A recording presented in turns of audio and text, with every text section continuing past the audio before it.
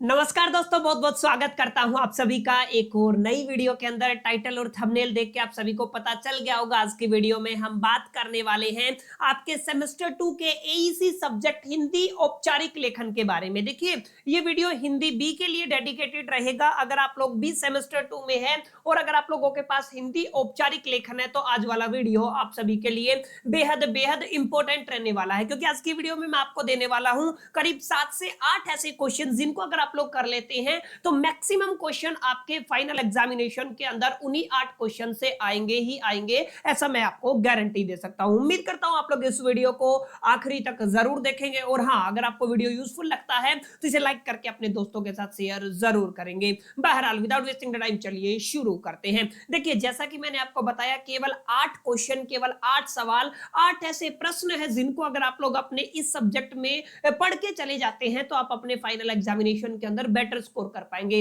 तो मैं शुरुआत करता हूं सबसे पहले छोटे क्वेश्चन को लेकर के। जैसे आप लोगों ने देखा होगा, आपके एग्जामिनेशन के अंदर 2 यूनिट इंक्लूड की गई है। माने अगर आप लोग हिंदी बी की बात करते हैं तो आपके एंटायर सिलेबस के अंदर केवल 2 यूनिट है और उन 2 यूनिट के अंदर से एक सवाल अक्सर ये पूछा जाता है कि आपको एक शब्द दे दिया जाएगा, उसके ऊपर आपको टिप्पणी करनी है। जैसे अगर आप लोग ध्यान से देखेंगे तो ये क, ये क, ख और ये ग, यानी कि 3 ऐसे शब्द मैं आपको दे रहा हूं जिनको आपको किसी भी हालत में प्रिपेयर कर लेना है।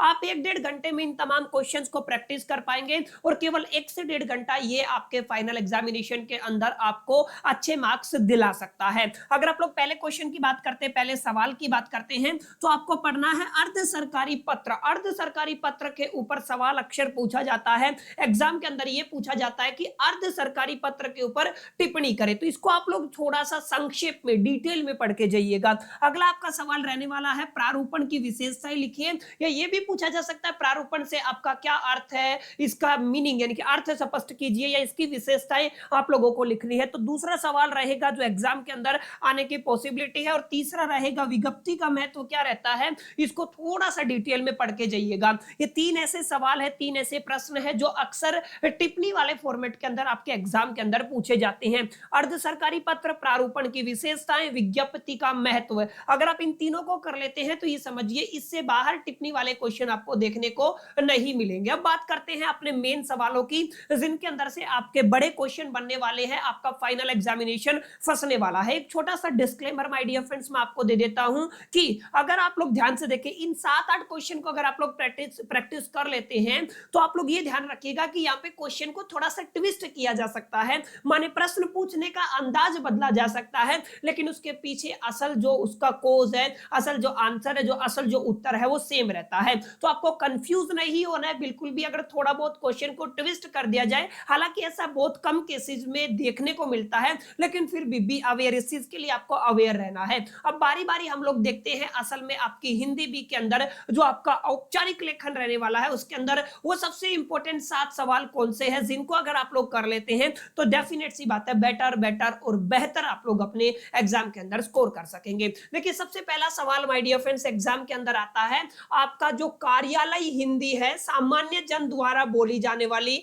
हिंदी से किस प्रकार भिन्न रहने वाला है। यानी कि आपका जो सबसे इंपॉर्टेंट टॉपिक यहाँ पे रहने वाला है वो आपका कार्यालय हिंदी रहने वाला है। तो यहाँ पे सवाल क्या पूछा गया है, कार्यालय हिंदी किस तरीके से जो आमजन हिंदी बोलते हैं वो कैसे डिफर करती है, माने एक दूसरे से किस तरीके से जुदा जुदा है, एक दूसरे के बीच में क्या फर्क होता है। तो ये वाला सवाल अक्सर एग्जाम के अंदर देखा गया है, अक्सर पीवाईक्यूज के अंदर देखा गया है। तो उम्मीद मैं ऐसा करता हूं आप लोग इस सवाल को लिख लीजिए, नोट कर लीजिए या स्क्रीनशॉट ले लीजिए, लेकिन इसको जरूर बना के जाइएगा। केवल 7 सवाल आपको आपके फाइनल एग्जामिनेशन को डोमिनेट करा सकते हैं। इट्स माय हम्बल रिक्वेस्ट कि प्लीज इन 7 सवालों को तो बिल्कुल करके ही जाइएगा, what ever the situation, what ever the circumstances. बहरहाल चलिए दूसरा सवाल आप लोग नोट कर लीजिए। आपको बताना है कार्यालय हिंदी के बाद व्यावसायिक हिंदी को परिभाषित कीजिए। व्यावसायिक हिंदी को थोड़ा सा संक्षेप में डिटेल में पढ़ के जाइएगा।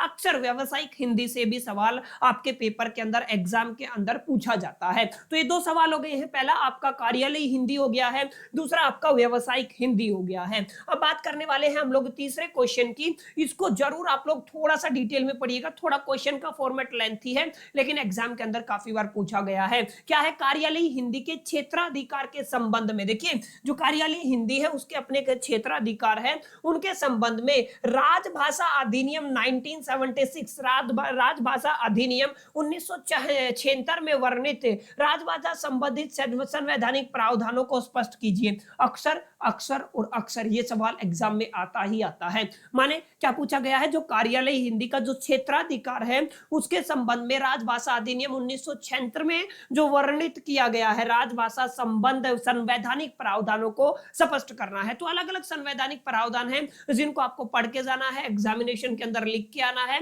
अगर आप लोग बेटर स्कोर करना चाहते हैं। तो ये तीसरा सवाल आपका रहेगा जिसके इस बार भी एग्जामिनेशन में आने की पॉसिबिलिटी, चांसेस, संभावना बहुत ज्यादा रहने वाली है। अगला क्वेश्चन देखिए, क्वेश्चन नंबर 4 रहने वाला है टिप्पणी लेखन। यहाँ पे आपकी टिप्पणी करना नहीं है, ये टिप्पणी लेखन है, ठीक है।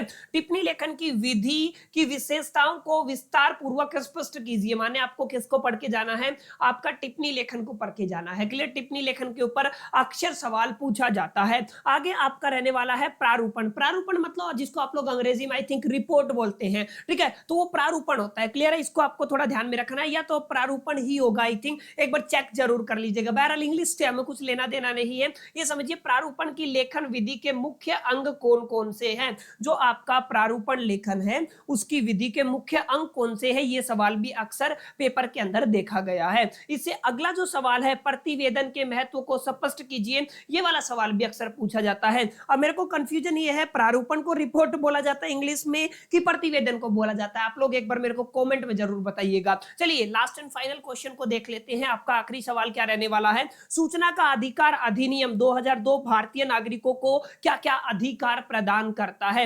माने जो सूचना का अधिकार आया था, अधिकार अधिनियम 2002 आया था, उसको अच्छे से पढ़ के जाना है, वहां से अक्सर सवाल पूछा जाता है। तो माय डियर फ्रेंड्स, एक छोटा सा वीडियो था जहां पर मैंने आपको करीब 7 ऐसे सवाल दिए हैं, 7 ऐसे प्रश्न दिए हैं जिनके इस बार कल के एग्जामिनेशन में आने की संभावना बहुत ज्यादा रहने वाली है। हालांकि 2-4 क्वेश्चन और भी रहते हैं, लेकिन ये अगर लिमिटेड नंबर ऑफ क्वेश्चंस कर लेते हैं तो काफी क्वेश्चन आपको आपके फाइनल एग्जामिनेशन के अंदर इन्हीं के अंदर से देखने को मिलेंगे। उम्मीद करता हूं आपको वीडियो अच्छा लगा होगा, यूजफुल लगा होगा, वीडियो पसंद आया होगा। वीडियो पसंद आए तो लाइक कर दीजिए, दोस्तों के साथ शेयर करना मत भूलिएगा। चैनल पे पहली दफा है तो सब्सक्राइब करके बेल आइकन को जरूर प्रेस कर लीजिएगा। चलिए मिलते हैं नेक्स्ट वीडियो में, जब तक के लिए मैं तो all the best, lucky plus.